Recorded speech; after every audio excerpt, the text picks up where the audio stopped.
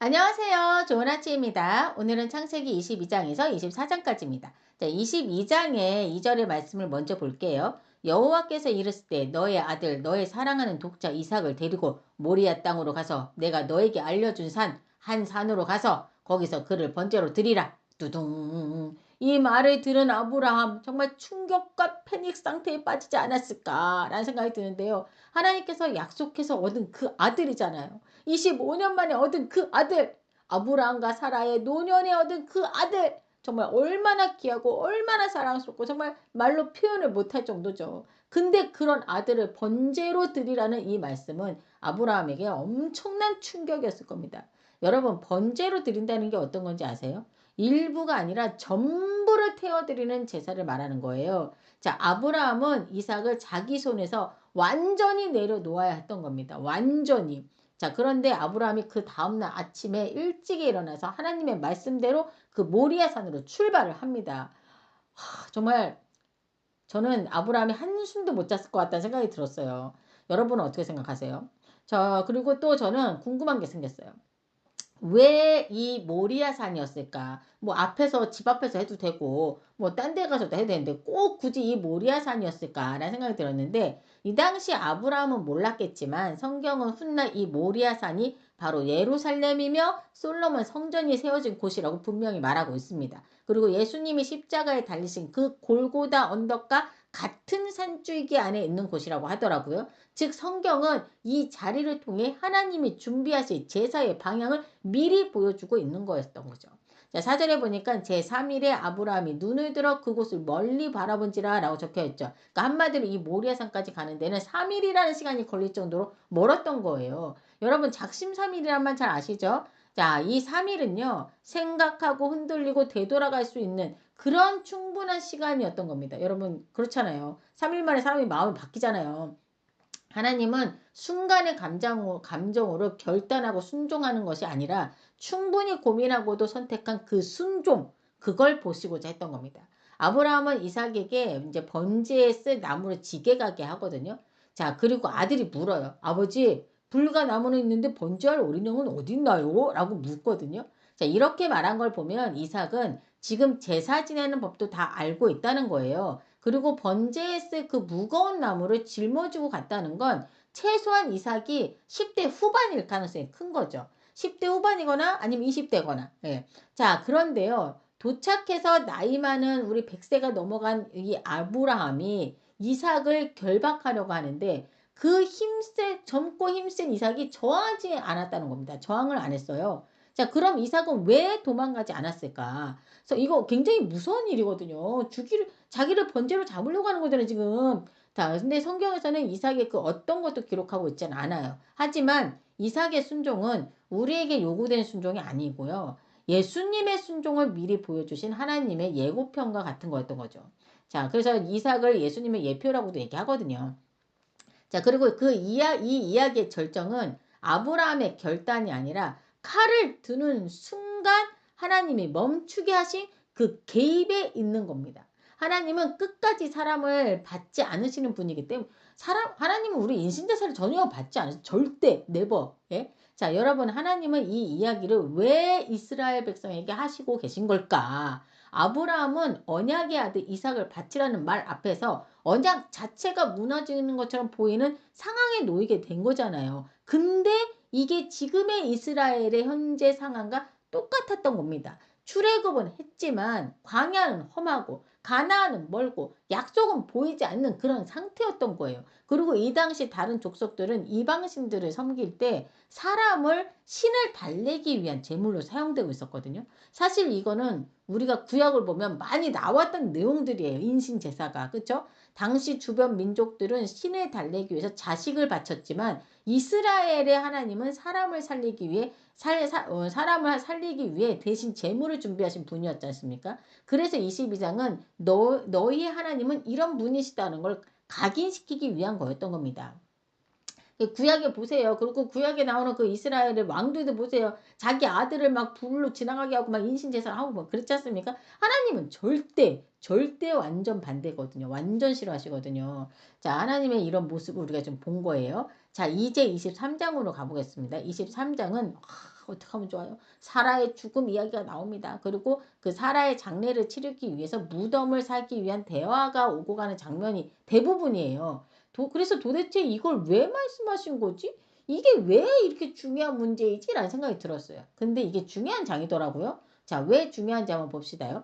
자, 먼저 사라는 127세의 나이에 죽는다는 말로 시작을 하고 있어요. 아브라함은 사랑하는 아내의 죽음을 당연히 애통했겠죠. 그렇지만 곧 현실적인 문제 앞에 서게 됩니다. 그건 바로 아내를 묻어줄 땅이 없었던 거예요. 하나님께서 분명 이 땅을 주시겠다고 약속하셨지만 아브라함은 가나안 땅에서 아직 자기 소유의 땅이 한 평도 없는 그런 나그네였던 거거든요. 그래서 아브라함은 헷족 속에 가가지고 말을 해요. 4절에 나는 당신들 중에 나그네요 거류하는 자이니 당신들 중에서 내게 매장할 소유지를 주어 내가 나의 죽은 자를 내 앞에서 내어다가 장사하게 하시오 라고 얘기하지 않습니까? 자, 그러자 그들이 뭐라고 말하는지 아십니까? 6절을 읽어볼게요. 네, 주여 들으소서. 당신은 우리 가운데 있는 하나님이 세우신 지도자이니 우리 묘실 중에서 좋은 것을 택하여 당신의 죽은 자를 장사하소서. 우리 중에서 자기 묘실에 당신의 죽은 자 장사함을 금할 자가 없으리이다 라고 얘기하는 거예요. 자, 보셨어요 여러분? 이들이 아브라함을 보고 하나님이 세우신 지도자라고 말하는 거? 이 말은 그냥 존경받는 외국인 또는 돈 많은 사람을 말하는 게 아니라 신의 권위를 입은 사람, 즉 하늘이 세운 사람으로 아브라함을 보고 있는 거예요.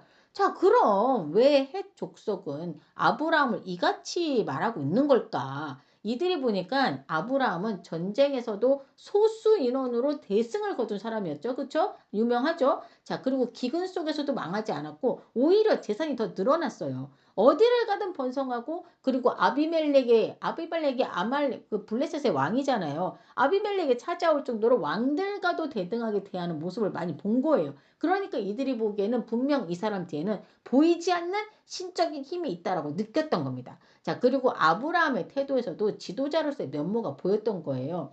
땅을 힘으로 요구하지 않아요. 왕들과 대등하게 대하는 그 위치를 이용해서 특권을 주장하지도 않습니다. 그리고 끝까지 정중하고 절제된 언어를 사용하면서 공개적이고 합법적 절차대로 하기를 원했던 거죠. 자, 여러분 당시 고대 근동사에서 이런 태도는 평범한 나그네의 모습이 아니었던 거예요. 그랬기에 헷족속은 이미 아브라함을 도덕적으로나 영적으로 중심 인물로 보고 있었던 겁니다. 결국 아브라함은 막벨라구를 정당한 값, 은 400세겔을 지불하고 사거든요. 증인 앞에서 공개적으로 완전한 소유권을 가진 땅으로 말이죠. 이 막벨라굴은 단순한 무덤이 아닌데요. 이곳은 가나안 땅에서 하나님의 백성이 처음으로 소유한 땅, 즉 약속이 역사 속에서 처음으로 눈에 보이게 자리 잡은 장소라는 점이 의미가 있는 거예요. 자, 훗날 아브라함과 이삭, 야곱도 모두 이 무덤에 묻히게 되거든요. 자, 그럼 이 이야기를 왜 이스라엘 백성에게 하신 것이며 이들은 이걸 어떻게 받아들였을까? 자, 지금 이스라엘 백성은 시내산에 있는 상황이고 가나안은 아직 멀고 두려운 땅이에요. 자, 그런데 하나님은 창세기를 통해 너희가 아직 들어가지도 않은 그 땅에 이미 너희 조상들의 무덤이 있다. 이 땅은 너희가 처음 밟는 땅이 아니라 이미 너희의 이야기가 시작된 땅이다. 너희가 돌아가야 할 곳은 저 애굽이 아니라 이미 너희 조상들이 누워있는 그 땅으로 돌아가야 하는 민족이다 라고 말씀하고 계신 거였던 겁니다. 이해되시죠? 자, 이제 24장으로 가볼게요. 24장은 좀 길어요. 예? 24장은 여러분들이 이미 알고 있는 이삭의 아내를 구하러 가는 이야기인데요. 단순한 결혼 이야기는 아닙니다. 자, 이 장은 하나님의 언약의 길을 어떻게 인도하시는지를 가장 구체적으로 보여주는 장면들이 많이 들어가 있어요. 한번 봅시다요. 자, 아브라함이 이제 나이가 많이 들었어요. 그래서 늙었죠. 자, 그래서 이삭의 혼사 준비를 하고자 자기가 가장 신뢰하는 종을 불러서 맹세하게 합니다. 자, 이 종은 아브라함이 자녀가 없을 시 상속자로 삼으려 했던 그 엘리에색일 거라고 추정한다고 제 성경책 설명란에 써 있더라고요. 자, 왜 아브라함이 이 사람을 상속자로 삼으려 했는지 이 장을 보면 알 것 같더라고요, 여러분. 자, 아브라함은 자기 종에게 아들 이삭을 위한 신부를 구해오게 하는데요. 조건이 명확해요. 첫째, 가나안 여인은 절대 안 돼. 예? 그리고 자신의 친족 가운데서 아내를 택하라고 하는 거예요. 그리고 이삭을 그 땅으로 데려가는 것도 안 돼. 예? 자, 이 두 조건을 지켜야 됩니다. 자, 이제 종은 먼 길을 떠나서 아브라함의 친족이 사는 성에 도착을 하는데요. 성박 무물가에 서게 되는데 하나님께 이제 구체적으로 기도를 올리는 모습이 나와요. 이 종이. 종은 먼저 하나님께 우리 주인 아브라함의 하나님 여호와여 원하건대 오늘 나에게 순조롭게 만나게 하사 내 주인 아브라함에게 은혜를 베푸시옵소서. 성중 사람의 딸들이 물 기르러 나오겠사오니 내가 우물 곁에 서 있다가 한 소녀에게 이르기를 청하건대 너는 물동이를 끼우려 나로 마시게 하라 하리니 그의 대답이 마시라 내가 당신의 낙타에게도 마시게 하리라 라고 하면 그는 주께서 주의 종 이삭을 위하여 정하신 자라 이로 말미암아 주께서 내 주인에게 은혜 베푸심을 내가 알겠나이다 라고 기도를 하는데 기도가 끝나기도 전에 리브가가 등장을 한 거죠. 자, 이 종이 리브가를 보자마자 물을 요청합니다. 물 좀 달라고. 자, 그러자 리브가가 기꺼이 물을 주면서 낙타에까지 물을 길어서 먹게 하겠다는 거예요. 여러분, 낙타가 마시는 물이 얼마나 많은지 아십니까? 자, 지금 이 종에게는 또 낙타가 10마리나 있어요. 그러면 더군다나 이 당시에 물을 깃는 방법이 뭐예요? 우물에서 항아리로 푸는 방식인데 손으로 직접 이건 보통 일이 아니거든요. 자, 이걸 지금 리브가는 하겠다고 나선 거예요. 그거는 리브가의 성품이 자기가 할 수 있다면 돕고자 하는 그런 태도를 가진 사람임을 보여주고 있는 겁니다. 자, 리브가는 모든 낙타를 위해서 우물을 몇 번이고 왔다 갔다 하면서 다 먹여요. 이 모습을 이 종이 묵묵히 다 지켜보고 있다가 이게 진짜 여호와께서 인도한 길인가 싶어서 리브가에게 누구의 소생이냐라고 묻습니다. 자, 근데 바로 아브라함의 동생 집에 여식임을 알게 된 거예요. 하나님께 막 경배와 감사와 찬양을 드리지 않습니까?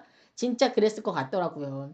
자, 이때 종이 리브가에게 반세겔 무게의 금 코골이 한 개와 13개 무게의 금 손목고리 한 쌍을 선물로 주거든요. 리브가가 집에 가가지고 이 모든 일을 막 말해요. 어머니, 아버지, 막 오빠 하면서 막 그 얘기를 해요. 자, 그러자 리브가의 오빠 라반이 누이의 코골이와 손의 손목고리를 보고 그 사람에게 막 갑니다. 가가지고 이 종을 맞이하는 장면이 나와요. 여러분, 성경에는 그냥 나오는 장면은 하나도 없다고 말씀드렸죠. 저는 이 장면을 보면서 라반이 얼마나 욕심이 많고 속임수가 많은 사람인지 우리가 이미 알고 있잖아요. 이 장면은 훗날 이 리브가의 아들 야곱이 라반에게 당하게 될 일을 미리 암시하는 복선처럼 느껴지더라고요. 물욕 때문에 지금 이 사람한테 막 종에게 막 달달려서 아이고 막 무슨 막 어서 오십시오 막 이러면서 막 이러잖아요. 자, 리브가의 집에 들어간 종은 음식을 이제 앞에 두고 먼저 자기가 말을 다 하기 전에는 이 음식을 먹지 않겠다라고 하면서 그간 있었던 일을 쫙 반복해서 다시 쫙 설명을 합니다. 그 반복된 얘기가 길어요. 자, 왜 성경에서는 이 모든 일을 또다시 반복해서 다 말하고 있는 걸까? 그냥 다 설명했더라 해도 될 텐데. 자, 그건 이 일어난 모든 일의 주인공이 종도 리브가도 아니라 바로 우리 하나님이심을 분명히 하기 위해서였던 겁니다. 자, 종은 자기가 여기 온 목적이 아브라함의 독자 이삭의 아내를 구하기 위해 왔음을 설명하고 하나님께 기도한 일, 그리고 지금까지 일어난 모든 일을 다 말하고 나서 가족들에게 이 리브가를 데리고 가도 될런지에 대해서 답해달라고 얘기를 하거든요. 이 모든 이야기를 다 들은 리브가의 가족들은 이 일은 여호와께로 말미암았느니 우리가 가부를 말할 수 없노라 라고 말하지 않습니까? 자, 이렇게 말하면서 리브가가 있으니 데리고 가서 여호와의 명령대로 이삭의 아내가 되게 하라고 허락을 합니다. 자, 이에 종이 다시 한번 여호와께 경배를 드리고 은금 패물과 의복을 그 가족들과 리브가에 주고 나서 그제서야 기쁜 마음으로 식사를 합니다. 자, 그리고 그 다음날 바로 이 종이 리브가를 데리고 떠나겠다고 한 거예요. 그러니까 식구들이 깜짝 놀라가지고 아니 허락은 했지만 바로 데려가는 건 아니죠 라고 하면서 막 이 아이와 함께 저 며칠 말미를 좀 달라고 막 이게 얘기를 해요. 그래야 우리가 이제 준비도 좀 해야 될 거 아닙니까? 이제 결혼을 하는 건데 혼수 준비도 해야 되고 막 이렇게 준비할 게 많잖아요.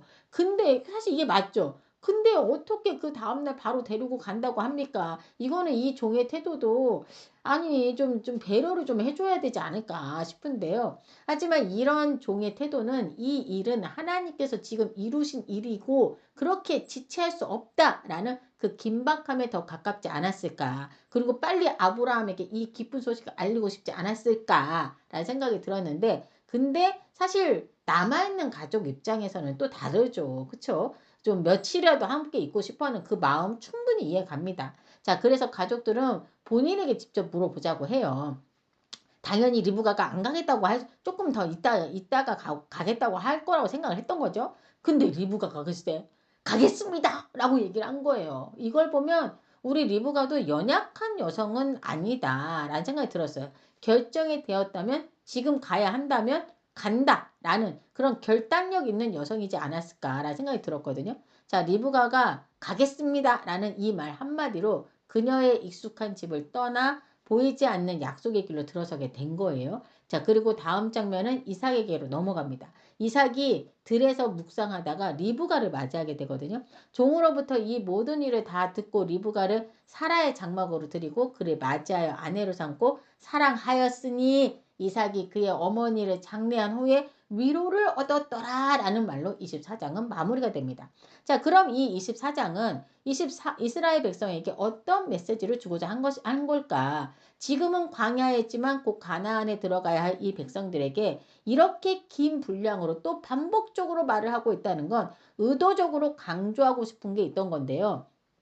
자, 그건 바로 가나안 문화와 섞이지 말라는 겁니다. 아브라함이 이삭의 아내를 가나안에서 취하지 말라고 했었죠. 여러분 기억하시죠? 신앙과 삶의 방향이 섞이는 것을 경계하라는 메시지였던 겁니다. 자, 그리고 이 말은 꼭 자기 종족하고만 결혼해야 한다. 뭐 요것보다는 리브가를 통해서 하나님의 부르심에 응답한 사람, 즉 언약은 혈통의 문제가 아니라 바로 신앙의 방향성의 문제인 거다라는 거죠. 나중에 보시면 여러분 이방인 여자들이 언약의 중심으로 들어오는 걸 우리가 보게 되지 않습니까? 여리고성의 기생 라합도 그랬고요. 모압 여인인 과부 룻도 그랬지 않습니까? 자, 우리가 오늘 본 성경의 스토리를 그냥 이야기로 들으시는 게 아니라 이 말씀을 왜 하신 걸까? 뭘 말씀하고 싶으신 걸까의 관점으로 여러분들이 좀 읽으시면 좋겠다라는 생각이 좀 들었어요.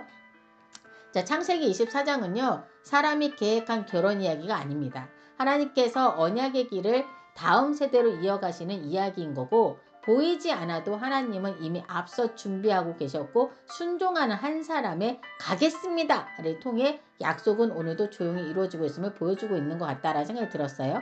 자, 이 시간 우리 함께 기도하고 마치겠습니다. 하나님, 우리가 보지 못하는 자리에서도 이미 길을 예비하신 분이심을 믿습니다. 계산이 아니라 믿음으로, 익숙함이 아니라 부르심을 따라 가겠습니다 라고 응답하는 사람이 되길 원합니다. 그로 인해 우리의 삶도 주님의 언약의 길 위에 온전하게 놓이게 하여 주옵소서. 이 모든 말씀 우리 주 예수 그리스도의 이름으로 기도드립니다. 아멘.